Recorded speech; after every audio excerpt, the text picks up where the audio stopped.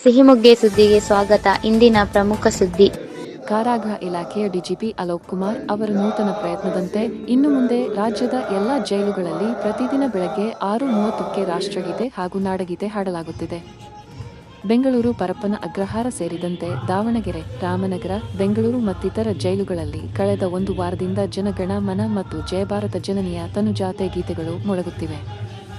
ಖೈದಿಗಳಲ್ಲಿ ದೇಶಪ್ರೇಮ ಮತ್ತು ಕನ್ನಡ ಪ್ರೇಮ ಬೆಳೆಸುವುದೇ ಈ ಕಾರ್ಯಕ್ರಮದ ಮುಖ್ಯ ಉದ್ದೇಶವಾಗಿದೆ.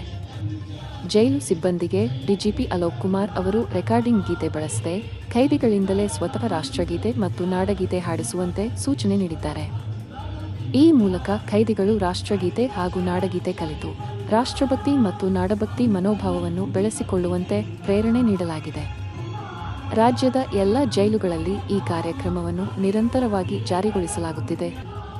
ಸಿಹಿಮೊಗ್ಗೆ ಸುದ್ದಿ. ಸುದ್ದಿ ನಿಮ್ಮದು, ವರದಿ ನಮ್ಮದು. ಸುದ್ದಿ ಹಾಗೂ ಜಾಹೀರಾತಿಗಾಗಿ ಸಂಪರ್ಕಿಸಿ. ನಿಮ್ಮ ಬೆಂಬಲ ನಮಗೆ ಪ್ರೋತ್ಸಾಹಧನ.